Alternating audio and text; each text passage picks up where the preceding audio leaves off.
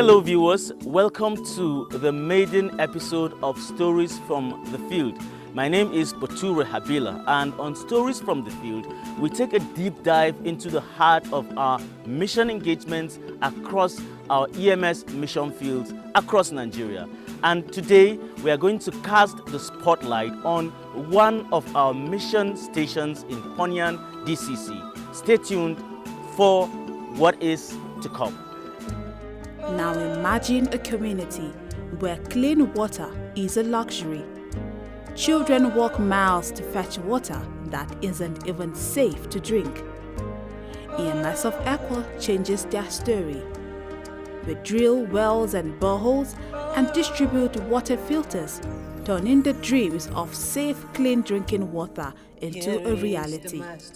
Join us in writing the next chapter. Support EMS today and help us to make a difference, one soul at a time. There's always something you can do.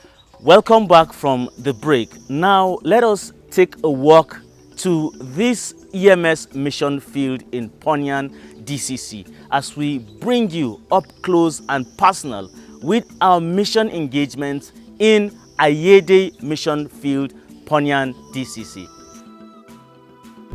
Welcome to Stories from the Field. My name is Bature Habila, and I'm going to be your guide on this important tour across EMS mission fields.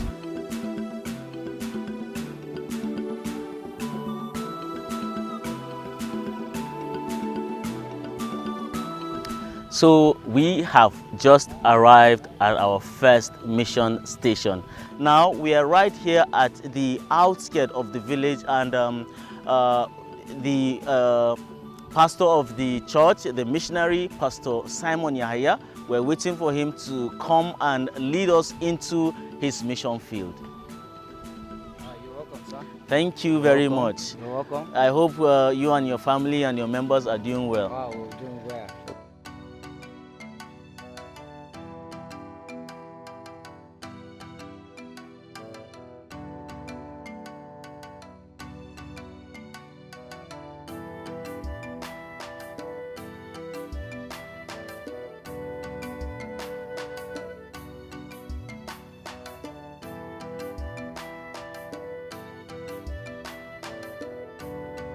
So when Pastor Simon Yahaya was deployed by EMS to work here in Aedi mission station, this is the room that was given to him by the community as his residence.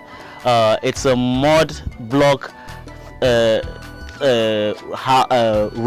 hut. It's thatched with grass, and so this is where he lives even right now. Welcome. Thank you, sir. So please, can you tell us your name? My name is Leatu Yahaya. All right. They have a very beautiful daughter, an infant daughter that was born to them a couple of months ago. What's your daughter's name? My daughter's name is Grace. Wow. Nafama Yahaya. Wow, that's beautiful. She looks graceful. May the Lord lead her to grow in His knowledge and understanding. Amen. Yes. So, Pastor. Yes, sir. We've been talking earlier. Would like you to tell us give us a spiritual, a background of your mission here in Ayede. You tell us. Let me just begin by asking, when did you arrive at Ayede to begin your mission stint? I arrived in Aedi in last year, 2023, 1st June. Okay, 2023 to begin your June. mission. Yes, sir. So, in fact, before that, I should have asked you, where are you from? Oh, actually, I'm from Gombe State, Balanga local government, Jesu town. Okay, that's beautiful. What about you, madam? We are all in Gombe State, but I'm from Shango local government.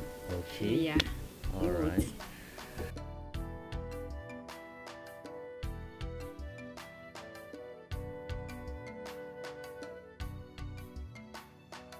um, have you ever worked in any mission field before you came here?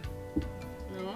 So you and your spouse, this is the first ever mission station that you had to work in, right? Yes, sir. Yes, sir. Okay, so let me begin with Pastor. How did you feel when you arrived here in this mission station? What was going on in your mind? How did you find this place? Yes, actually, I'm not feeling. I feel bad when I came here because of the nature of the place. You know, I'm not used into forest, seeing bush like this. Yes. It's a typical bush where you, at times, if you enter somewhere around here, you don't even see sun or moon here. You just see everywhere is covered. By thick forests. Yes. So actually, I fear when I came here. Okay. So I feel bad, but now as gradually Yes. when I use into the place, I become so excited. Okay. I'm now feeling enjoyment. I appreciate. I'm cool now. You're happy I'm happy to be and here. you're confident in the work you're Of doing. course, yes. Of course, yes. All right. So, madam, Yes, sir. I would like you to share your experience with me of how you felt when you first arrived in this place. Actually, when we came to this place for the first time, I didn't find it easy because in my life, I never been in a bush like this. Wow. Unless when I marry pastor. Okay. For the first time, I said I will not marry pastor. By the way, he's a missionary. He told me that he's a missionary. Can I marry? I said no, I will not marry a missionary. At the end, it's God that arrests me. So as I came here for the first time, I cried. 3 days, no eating. I'm just crying. And that time I was pregnant. Wow. So where were you crying? Because of the nature of the place, I never been in a place like this. And as I see the house where I will live, one small room like this. Yes. So as I enter, see, I left my comfortable house, left my cushion, my bed, everything. Yes. Come to stay in to this live kind in of a place. hut. Yes. I cry very well. And the food that I come meet here, that I did not start cooking yet. Yes. They are giving me all these toka food. Yes. So I don't know how to eat it. You are not used to it. I don't used to eat. So I refuse to eat until I start cooking. That's when I start eating. And my husband used to pet me, Okay. begging me that I should not worry. God that bring us here, He will help us through our staying here. Okay. Yes. So how do you feel now? Pastor has already shared how he feels now compared to how he felt when you first arrived. So let me direct it to you. How do you feel now than compared to how you felt when you arrived initially? Now, seriously, it's a little bit okay, not like before. Even though I'm enjoying the bush, but at times I used to feel as if I would go back home. The Lord will help you. Amen. Pastor, Yes, sir. let's talk about your members. Like, how many members do you have here in this mission field? Actually, I don't have certain numbers, but Okay. I can Estimate. approximately, Okay, you can estimate. because this Sunday is different, another Sunday is different. Okay. Increase, decrease, increase, decrease, just fluctuating. Okay, why So- is it increasing and decreasing? Do you know the reason why that is happening? Yes, because some of the members, at times they will just feel just like that, not to come to church. Okay. Even when I visit them, they say no problem. Hmm. Especially the TV people. Okay. So when you ask them, they will say in their language they used to call it te. Okay. It's gradually. Okay. So this is what they used to say. At times you see 50 something, 40 something, even at times 74 Okay. in number. Okay. So, do you have any baptized members? Yes, of course. I have almost 25 baptized members now. Okay. Yes, sir. Wow, that's beautiful. So, I read the article in the EMS Mission News concerning the life in Ayede before your arrival. The people were involved in a lot of immorality, drunkenness. There was cases of domestic violence. Husbands beat their wives and other things. The members were not committed in the church. But when you came, I read that there has been marked improvement, and that is something that I must commend you for. So I want to understand, what strategies did you take to bring about change and improvement in the spiritual life and even the general living conditions of these people in Aedi? Yes, actually, I did not find it easy, but some of the strategies I use as a missiology. Yes. A missiology always used to be a psychology. Yes. You study people first. When I came, I study them. I observe. I study who are the people, tribe by tribe. Yes. Study the Gbari, study Gbagi people. I study the Nasra people, Aho. Yes. I study the Yorubas, and I study also the TB people. Okay. So based on how I study them, like the Gbagi people, because it must have to be classified, because everybody among them, every Yes. tribe, they have Yes. their own character, they have their own behavior. Yes. So like the Gbagi people, they don't used to wear shoe. Okay. You just be seeing them walking barefooted. So I actually, when I arrive, I study them that they don't used to, even their women, including the children, they don't used to wear shoe. They don't used to wear shoe. They are just walking barefooted. Yes, the baggy people. Yes, Okay. and let me tell you, even to wear clothes at times is difficult. In this modern. Yes, the way they used to wear wrapper. Yes. At times, even when they see you, they will just open their this thing. Just, is it for you to see or what? I don't know. Wow. They will just be doing. Mm. They will just open Trying it, to and adjust the way and yes, tie it the again. way they even tied the right. Yeah. Instead of tightening the wrapper to come, Yes. they will just tight it here. Above the Yes. tie. But gradually, when I came, I no. Why are you doing it? You stop doing the way you're doing. This is not how you're supposed to do. Okay. At times they listen. At times when they saw me, they say, see pastor, see Yeah. pastor. Then they will They'll tie they it will very tie it well. well. Okay. So gradually they learned. Yes. Now at least Yes. a transformation has occurred. Wow. Now they are tightening the wrapper well. Very well. And actually the way they used to even eat food, Yes. when they would just carry food walking along the roadside, just be eating the Yes. gaya, they call Yes. it gaya, just Yes. be eating, Dami. walking, dami, and be eating streak everywhere. They just used to, they don't used to sit down and eat food, no. Yeah. But actually, to the grace of God, now they are doing it. They are just. They are adjusting it, and now they can sit down Yes. and eat food. Wow. That's for the Gwari people. Yes. And for the TB people, actually, to dress well, at least they are trying. Okay. But you know, the TB people have their own problem is drunkenness. That's their problem.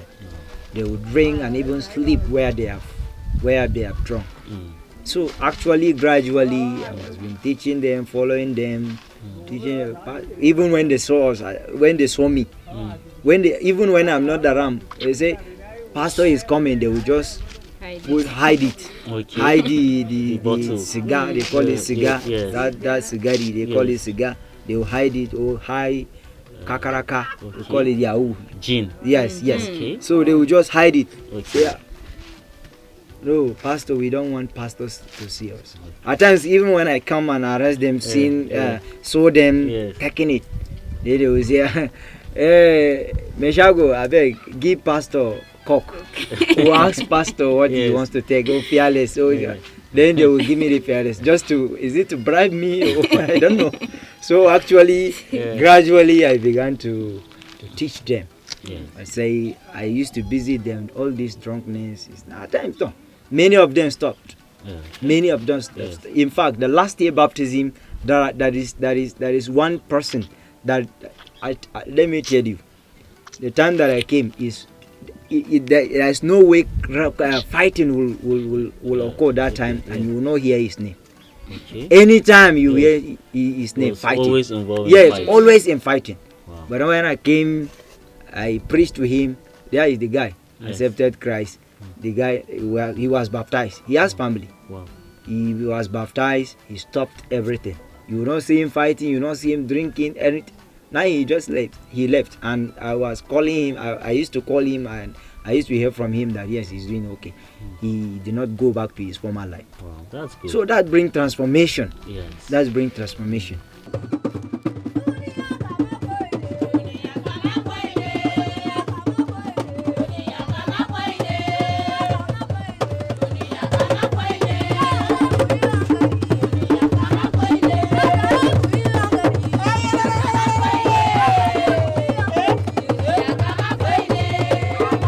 So, madam, Yes, sir.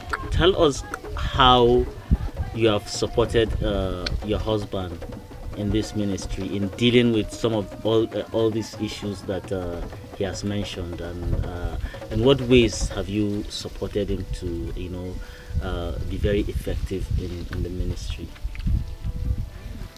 About what he's saying about these women. Yes. For the first time that I came. If they enter your house, they will not even knock your door. They will just open door and enter, and not teach them how to knock door. Say excuse before you enter. Yes. And greeting. At times they will just come and see you as if they see waiting. I don't know. So I teach them how to greet. And at times if we come to women fellowship, I used to teach them how to take care of their home, clean their houses. Wow. That's beautiful. So you'll be surprised about what they're saying. It's remarkable that even in this 21st century that there are people who still display this lack of civility and lack of understanding about issues in the world. And it's just so beautiful that we are getting to hear from the horse's mouth themselves how they've been able to help these people. This is the positive transformation that we are talking about, that only the message of hope and salvation that is facilitated by the work of EMS can bring in the lives of the people in this community and of course many other communities. So in our next episode we are going to talk about the school here in Ayede. There are many children here in this school, and before the arrival of Pastor Yahaya, the children here were just living without any form of education at all. But when they came, positive change also came along. So in our next episode, that is what we are going to be talking about. Stay tuned. Now imagine a community where clean water is a luxury. Children walk miles to fetch water that isn't even safe to drink. EMS of Aqua changes their story. We drill wells and boreholes and distribute water filters, turning the dreams of safe, clean drinking water into a reality. Join us in writing the next chapter. Support EMS today and help us to make a difference, one soul at a time. Our esteemed viewers, I'm sorry, but this is where this episode of Stories from the Field of today will draw to a close. Stay tuned for our next episode, which is going to be equally exciting and indeed very informative. Now, we wish to bring more of these stories from our mission fields all over Nigeria and even across Nigeria, but we need your support. We need you to support us so that we can be able to travel to these mission fields, which can be able to purchase the gadgets that we need to bring you up close and personal with these stories. If you wish to support us, you can send your donations and label it or tag it as Stories from the Field. Send it to the account numbers that will be displayed on the screen.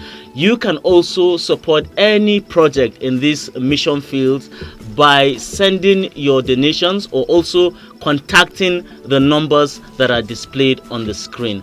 On behalf of David, my colleague who is behind the camera performing different functions as producer and director, and of course Mr. Ibrahim Yakubu, who has been our pilot driving us around, I want to say have a great time. See you on our next episode.